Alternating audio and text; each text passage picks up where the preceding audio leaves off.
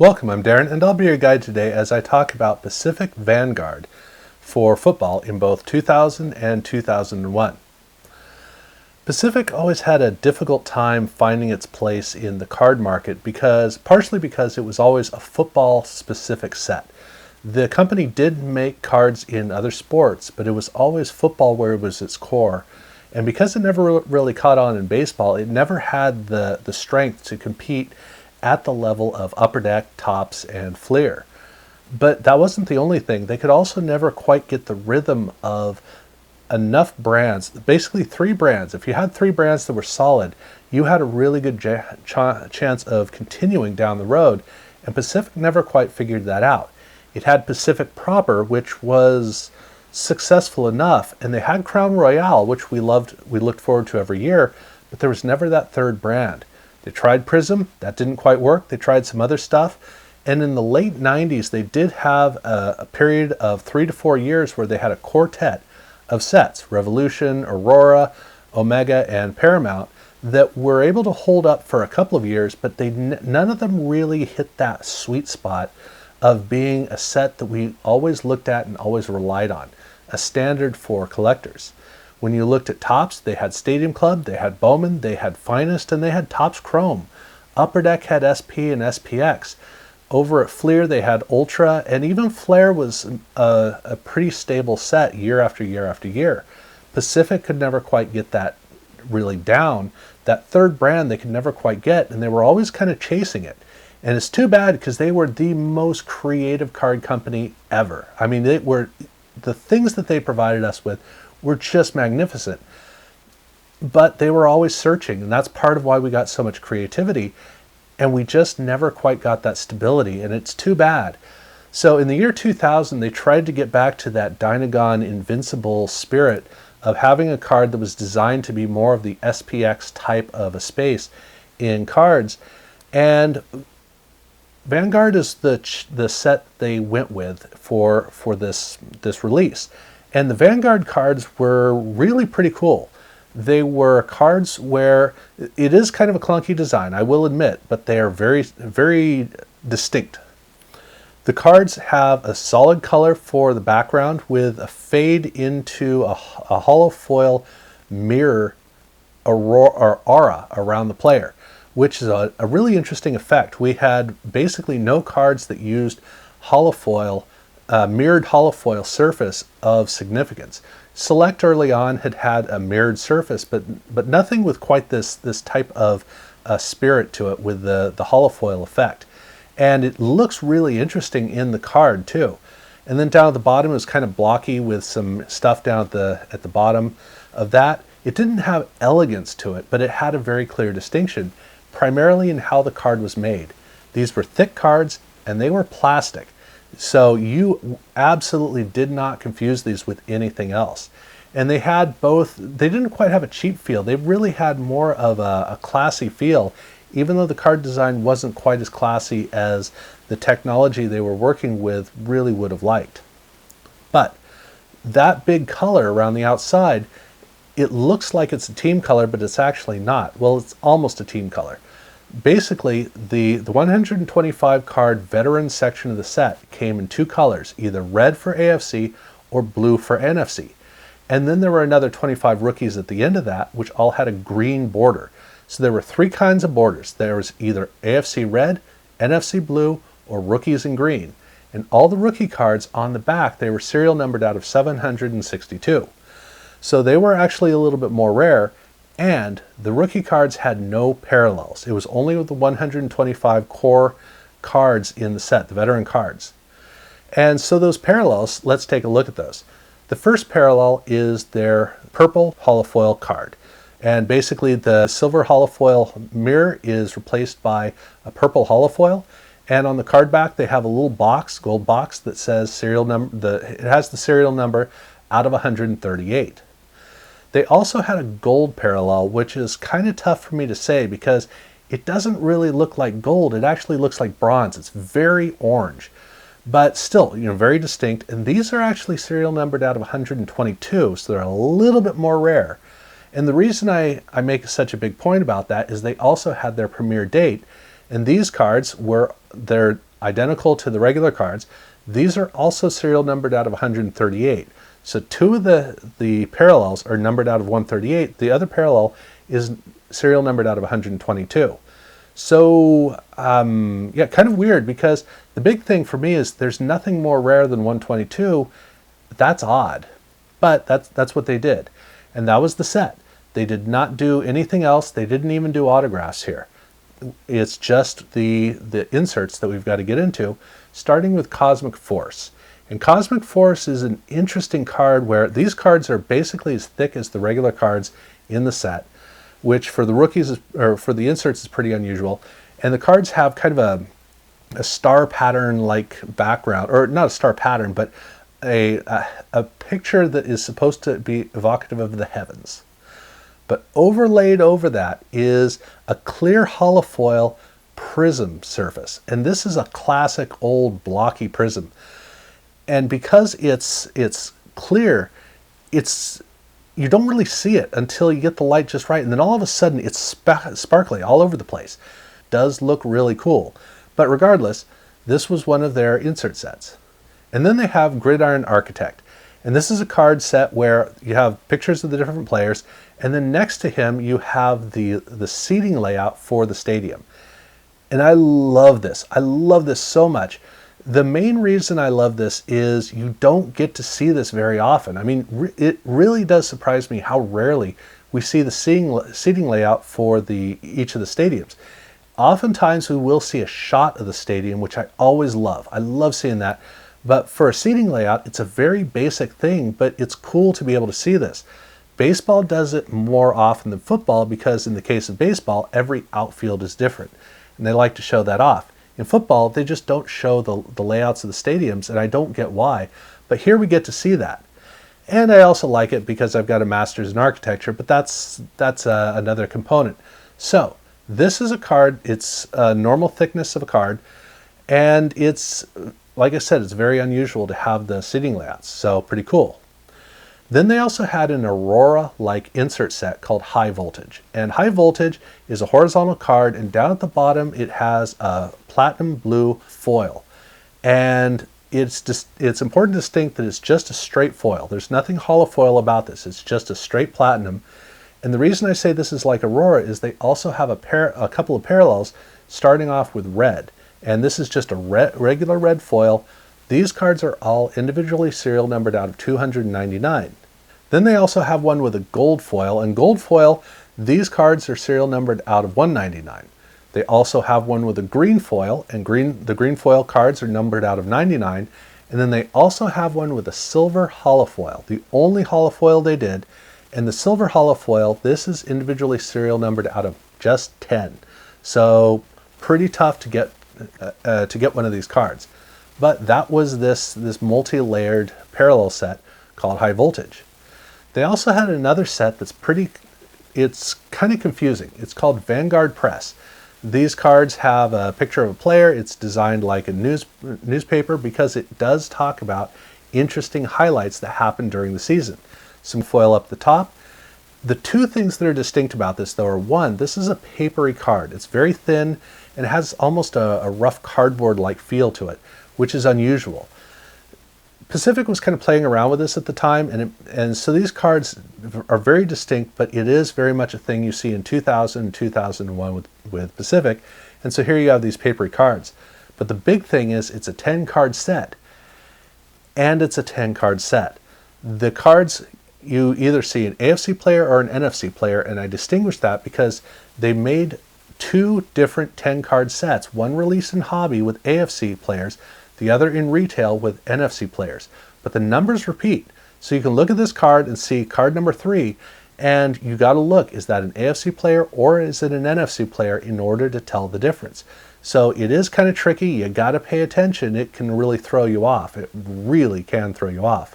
So that's definitely one to keep track of. And then they also had jersey swatch cards. And this is something Pacific did across their entire run in 2000. Every single release had their own version, and so for Vanguard, this is the way it looked. Horizontal card, a really nice color fade. I mean, just looks gorgeous. Green on the side and some nice gold foil. It's not the most elegant card, but it really does have a neat quality to how it looks with the color fade. And obviously there are a number of players across this set, and the reason I distinguish this is they also have a parallel to this, a partial parallel, which is their dual jersey swatch cards. And the dual jersey swatch cards have the front of two different cards stuck opposite each other, and these are all serial numbered out of 200, and not all of the players are featured in the parallel. So the parallel doesn't capture all the same players, and they also have a special jersey patch parallel to this that is really tough to come by. The serial numbering is very small on it. And that was what they did for the year 2000. So 2000 was successful enough that they were able to continue on to 2001 and take another crack at it. And the 2001 set is very, very, very similar. The cards are built the same way, they feel the same way, they do the same stuff. The design work at the bottom is a whole lot better on these cards, so it actually reads like a new Millennium card set. But the field of color up at the top is not NFC and AFC. Now they're actually doing team colors. Okay, so looking here at the Panthers, this doesn't really help because blue is one of their colors. But I'll show you a couple of other teams, and thankfully for you, I'm not doing the Rams and the Chiefs. And you can see from the different colors of these different team sets that the teams the colors are really rich. And this is one of those cases where I look at it and I can't figure out why more companies didn't bother to do borders designed with the team colors. I mean, 1990 Pro set, of course, is the gold standard, but it's still very rare. And here, with the deep, rich quality from these plastic cards, the way the colors come through is really, really impressive. So I love the way it comes across, and I'm so glad that they actually did this with this set. It's a wonderful gift for us. So thank you, thank you, thank you for doing so. And then, of course, they did some parallels, and the first parallel is blue. And you'll notice that down at the bottom, that's where they have the serial number. So instead of the gold box in the back, here they just did a serial number right there at the bottom, $2.99 for blue. They also had a gold parallel, and this time the gold is actually a gold parallel. It actually reads properly. And so the serial numbering is out of 99.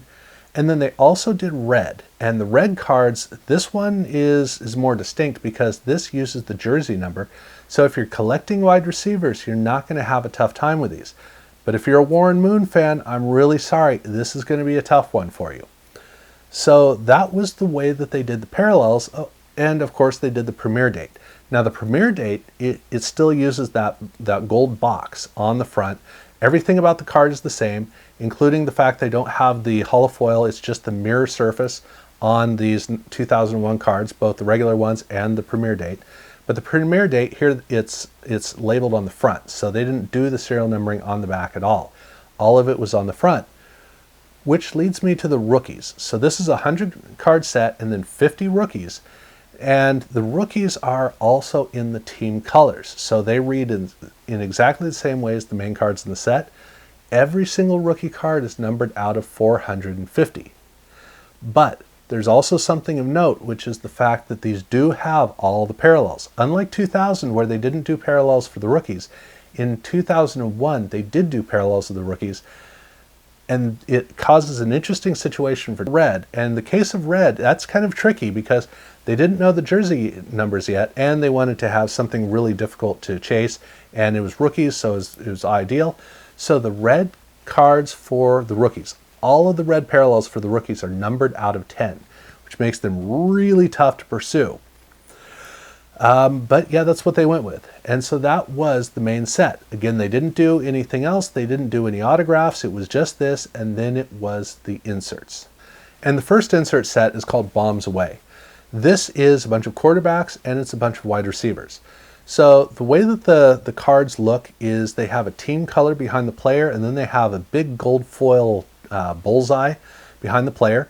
And the first portion of the card set is the quarterbacks, and then the wide receivers take up the second half. And this is significant because the quarterbacks came in hobby packs and the wide receivers came in retail packs, which means that this card set, like the previous year with the Vanguard Press, where one of the sets is in one release, the other set's in the other release, here half the sets in one release, the other half's in the other release, and these are all individually serial numbered out of 999. And I just got to get this out of the way. I love the Jerry Rice card here because this is a case where, because he was on the Raiders, that's why it has the grayscale of the background, but it still has the rich colors of the Niners jersey. This is the only Raiders card that I like of Jerry Rice. And to me, it's still a Niners card, and I'm okay with the way that it works just because it really does look cool. I love it when you have the colors on the grayscale back. So yeah, came out really well. And then they have a card set called In Focus. And this is a card set that uses kind of a computer tech design approach. A lot of silver foil. The cards look really nice, and they're all individually serial numbered out of 99. So a trickier set to pursue. Then they did a rookie set, and this is called Prime Prospects. This is a card set where all of the rookies are in their college uniforms, which is just the way that this early release set was. And with these cards, they do specify the team, which is nice, but there's nothing NFL about the cards. So it doesn't look like pro cards, but you know, whatever. And all of the cards have bronze foil down at the bottom for the name and for the logo. And I specify that because they had a parallel, and the parallel is silver foil, and all of the parallel cards are numbered out of 300. So it's the only parallel they did for it, and it's not that rare, so it's actually not too bad to try to get these cards, although they don't come up very often for whatever reason. And then they had two sets that they can get kind of confusing. It is V-Team, and V-Team is kind of like the Team Pinnacle cards for Vanguard. So these are a bunch of veteran cards. The card has a green theme to it, and it has gold dots that create kind of the aura effect of the main cards. The cards do look really pretty cool, and they're all serial numbered out of 1499, so basically out of 1500. And the reason I specify all this is they also have V-Team rookies, which look the same way except they have a blue theme for the cards, and they use silver foil. These are all numbered out of 999, but they use the same numbers. So you have a veteran version and you have a rookie version of the set. They're two parallel, or they're not two parallel sets, but they're two standalone sets that stand on individually, but the numbers can get kind of confusing. So understand there is a green set, there's a completely separate blue set. And then the last thing is jersey swatches. And for 2001, the jersey swatches were done differently because now you have all of the cards are dual-sided. So you don't have any single-sided cards for 2001 Vanguard. These cards are pretty thin for the fact that they have jersey swatches, which is really quite impressive. The cards have a really nice horizontal look to them, and some of these cards are serial numbered. The serial numbering it's moderately low, but it is kind of random, kind of scattershot, where they show up and how many serial numbers they have. But they do have a patch variation. That's what they refer to it as. And the patch variation is cards that are serial numbered out of 50 or out of 25. These cards are a lot thicker for the patch, as you can imagine, and they're all serial numbered on one side, and that brings Vanguard to a close. Unfortunately, they didn't do another set in 2002, which is too bad because the set was getting better.